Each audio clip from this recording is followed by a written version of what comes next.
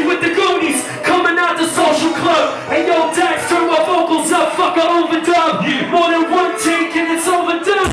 You microwave hot, I let the pot simmer. I'm with Canadian URBNET artist Bless. We're in Ottawa, Canada at Ritual Nightclub. How you doing, my man? Good to be here. Pleasure to be here, man. Sometimes I run, that's the evil in me. Gotta keep my paper straight. That's the evil in me. Relax and take notes. You might learn a couple things. Work for the kids, you might earn a couple things. I'll smoke, but I have burned a couple things. Been on the hustle and pull a couple strings. So you're back on road doing shows again. This time around you're with Obie Trice for the Hangover tour. Tell our viewers how you're enjoying the tour so far and how's your connection with Obie Trice? Basically, this is actually the first show that I've done in a minute. That we're getting ready, just warming up to get ready to go back on tour. The opportunity just like came about last minute. My publicist had reached out to I think Obie's agent, and they just threw me on last minute. So shout out to them, of course, and shout out to Ritual and Graham and everybody out here in Ottawa for always showing me love. But me and Obie actually do go back because I did a tour on my second album, The Book of Bless, back in 2006, I think, with Obie. So we went across the country already. So everybody just felt like it was a good fit, and I was really happy to do it. It was very last minute, but I'm really looking forward to everybody to hear the new material and hear the new album and get the crowd's reaction. Tell our viewers where you're from and what side of the city you're from. What up? Your boy Bless. Montreal representative, Mount Real. I come from the west end of Montreal, which is basically NDG, Côte-des-Neiges, Côte-Saint-Luc. We call it Uptown. West end of Montreal, born and raised. Went to New York when I was a youth, but definitely always repping Montreal, always repping the 514. So back in November, you released a new album called The Spoils of War, and it features Static Selector, Vado, and Fred The Godson. Tell us about the album and how you linked up with Static for this project. Me and Static been knowing each other for years through, Static's from Boston, and, I was signed to Guru and Gang Starr for a long time. So Static used to actually do promo at a spot called the Middle East in Boston. I used to work with Landspeed, which put out the Ballhead Slick album for Guru. So I'd known Static from way back in the day before he even went to New York, and then we kind of re-linked up through my homie Sammy Needles from Show Off Radio on Shady, and he was like, yo, I just thought it made sense to kind of bring it full circle and get Static on the album. And then Fred The Godson was a cat I wanted to work with for a minute. I was actually listening to a lot of his shit when I was writing this album, so I thought that he was a great fit, and it ended up being fantastic. And Vado, had to throw Vado on it. To me, it's like I feel like there's a resurgence of that New York feel with guys like Troy Ave, guys like myself, Joey Badass, Action Bronson, and I kind of just reached out to everybody who I thought, really represented the kind of music that I was working on and that I thought would be a great fit for the project. So Static, of course, with Joey Badass, my man Fred from the BX, and Vado, Harlem, So back to Fred The Godson, you also featured him on the album, and you also just dropped a recent video with him that was shot around New York. Yeah. That's also on Much Music and Music Plus. Yep. Tell us about the video and your experience with Fred The Godson and while you're shooting that video. Man, Fred's the big homie. Shout out to Fred. He's been super supportive. Shout out to Heatmakers, Arsonist. We had gone down I think maybe 2 months before, and we worked with Fred and Arsonist from Heatmakers. We recorded it in their studio, Diamond District Studios in New York, and then we went back this summer. We shot a crazy video. Fred took us up to the South Bronx, and then we also shot in Queens. Yeah. And we had a lot of, R.I.P. Chinks. We had a lot of Chinks, whole crew there with us that night who did little cameos in the video and shit. He had actually just passed and shit, so definitely R.I.P. Chinks. By the way, R.I.P. Guru, Gang Starr Forever. Had to put that in there, of course. And we had a fucking blast shooting the video, and it ended up just coming out amazing. And I was glad Much Music and Music Plus picked it up. And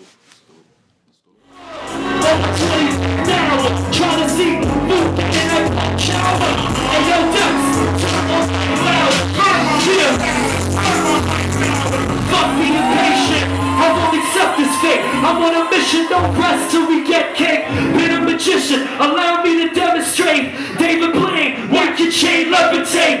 Rap Messiah, stack till it catch fire. We at the laundromat. single and video dropping titled Luxury Rap featuring Vado. Yeah, the Luxury Rap is actually the first joint on the album. It's a crazy, like, kind of anthem, East Coast anthem, kind of like a lot of horns, kind of sound like Rocky, has that real Dipset feel, so had to throw Vado on it. We just actually got back from New York shooting the video, and the video is going to drop probably end of January. Okay, dope. So yeah, definitely look out for that Luxury Rap, Bless featuring Vado, and make sure you request 25th Hour with my man Fred The Godson, now playing on Much Music. So you were dealing with some problems in the industry back in the day, and they call that the political red tape in the music business. Tell us what happened with the situation where you had to delay the release of one of your projects. Great question. Basically, how would I put this? It wasn't like a problem. Like there was no, evil company holding me back from recording or anything. It wasn't anything like that. It's just, Not the typical there was an old system in the music business, and now there's a new system. And back in the day when I started in the game, if you didn't have a record label behind you, you didn't have access to get your stuff on the radio. You didn't have access to lining up press like we're doing, like what you do.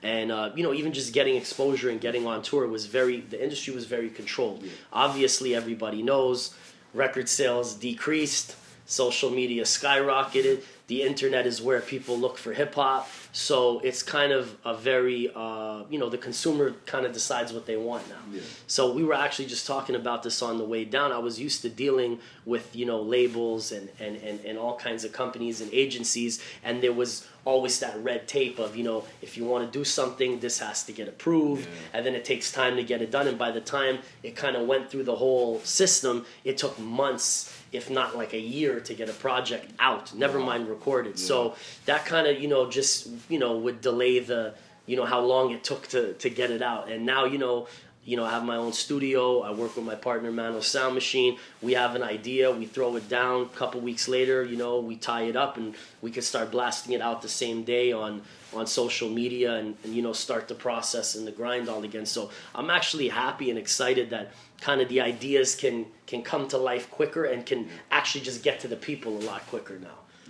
There was no emailing files back and forth. Yeah. We had to actually go and sit with the people when you wanted to do a feature with an artist, which I still do, because I think that, me and my DJ Dax were talking about it, it's kind of it takes away the organic feel when it's all just emailed back and forth. If you never met somebody, you might not be on the same tip, or he might not feel your energy, and you guys might not even be talking about the same thing on a record. You know what I'm saying? Yeah. So I always prefer definitely to build that relationship with whoever I'm collaborating with, and really get in there and knock it out. And all of the features actually on my new album, Spoils of War, were all done in New York with the artists. And it's all real, and that's why there's videos for all of the shit, and that's why we're definitely gonna do dates and tour together, and it's a real movement, Originality. Doing it proper, trying. So speaking of your own label, you started Platinumberg Entertainment, which has recently partnered with URBNET for distribution. Yeah. Tell us why you switched lanes. Basically, I always had my production company, Platinumberg, but I kind of really wanted to. Exactly what we've just been talking about, have more control and be able to move quicker. And I felt like URBNET was a great fit. He's always been, my homie Daryl from URBNET was always supportive, and we always wanted to work together. And when I played him the album at the end of the summer, he liked the album, and he thought it was a great fit, and so did I. And we were just able to really kind of put the project together quick and really just start getting it out to the people, because I was excited to get back on stage, get back to touring, and really let people know what time it is. So as you stated earlier, obviously R.I.P. Guru. Yeah, of course. That's what I have to first off to say. You're really close with Guru of Gang Starr when you're climbing up into the game. Tell us about your relationship with him. Man, Guru was like an uncle to me. That was the big homie family. He took me under his wing when I was like about 17, 18 years old, taught me a lot about the game, a lot about life in general. So I'm always forever, indebted, to Guru. And I do everything I can to, keep his legacy and Gang Starr's legacy alive. He gave me a shot when I was nobody and nobody believed in me. And he definitely was a major influence in my career, both before I was signed to him, and obviously, of course, being signed to him. He took me on the road with him. I was his hype man. I opened for Gang Starr. Traveled the world with him, and he introduced me to a lot of people in the game. So, I mean, I could never thank him and his family enough. So, definitely, man, Guru's a legend, and you know, we just trying to keep that vibe alive. You know, that energy, that East New York energy, that boom bap, trying to keep that rawness alive. How did you feel when Guru featured the track you both created on his album Bald Head Slick the Click? It was a dream come true. There's a crazy story. Me and Guru had actually just met that week.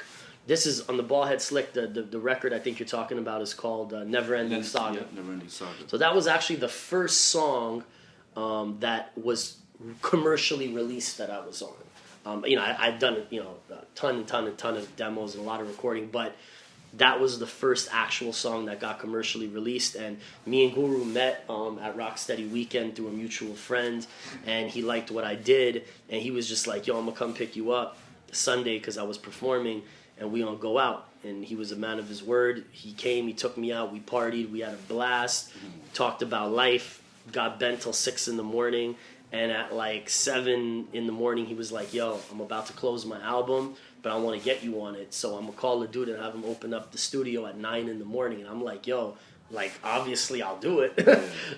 You don't have to ask me twice. But my voice was pretty blown out, so we were just drinking, you know, tea with honey and lemon, and I barely got through just doing a one take of that verse without my voice cracking too much, and it ended up making the album. And then he signed me and we toured after that. But that was actually, that's a great question, that was the first record that was ever released. And I mean, like, there was a lot of legends on that album: Alchemist, Preem, I think, Pete Rock, Ice-T, and you know, a dozen other people I'm not thinking of. So that was an amazing experience. And then we went on the road to promote that project. And we went to Boston, and we went all across California, and that's actually when I met Static. It was on that run. So I mean, it was definitely, you know, like a dream come true. And then after that, that gave birth to a lot of stuff like my Platinumberg album, the Book of Bless album, and all that stuff. So it was definitely a dream come true. So how do you feel about Montreal's hip hop scene today compared to when you were actually coming up in the game? I mean, I think there's a lot of talented people from Montreal, from DJs to producers, to artists, to singers. I mean, you know, there's been a lot of great people to come out of Montreal, like, you know, A-Track, and even, you know, on the electro side, Chromeo, and people like that. All guys I grew up with, shout out to them. And I'm always happy to see everybody, you know, doing their thing. But I think that there was always a bit of a lack of infrastructure in terms of for local artists in Montreal to get exposure. And I think with the internet, that's slowly changing, and dudes like K-Tranada is doing big things. And I think just Canadian hip-hop in general is on the rise, you know, with everything that's happened from Drake to, you know, all these, you know, Tory Lanez and all these younger kids and Belly and everybody coming up. So I'm just proud to be at the forefront of that. And, you know, I think it's about time, and Canadian hip-hop in general, it's our time, and I think we deserve that. And I think there's been a lot of people, such as myself, and not just myself, a lot of people who put in a lot of groundwork and got looked over for a long time. So, you know, I think it's a beautiful thing. I think it's a trip. Like, I'm in New York all the time, and I hear, like, a lot of Canadian shit on the radio, and I'm like, wow, like, who would have thought, you know? But it's a beautiful thing. And I think, like, everything comes full circle in life, you know? You just stick in your lane long enough, and everything comes full circle. So tell our viewers where they can connect with you. You definitely can connect with me on Instagram at Official Bless, Twitter at Official Bless, on Facebook, my artist page, Bless. The album is available, of course, on iTunes, Spotify, Amazon, and URBNET.com. What's going on, y'all? It's your boy Bless, Mr. Platinumberg himself, repping Montreal every day, all day. And you were locked to CapCityHipHop.com, Ottawa's #1 urban media outlet. You heard? Find the king, the fucking sing. Y'all make me sick. I can't stand beside you lanes. In my eyes, this pain. Plus, it's time for change. When your mind deranged, whites, I'm insane. Grown man shit. Move on that grown man tip. Keep talking. Just jump off this grown man dick. For the last time, I ain't tryna bone your bitch. I'm a pipper on a pole till we own the strip. Like a driver, I'm a rider. So when I pull up in that trap, motherfucker, I own that whip. Niggas so upset, they're prone to flip. Plus my true game crazy like I'm known to slip. shoot it the only way I do, y'all.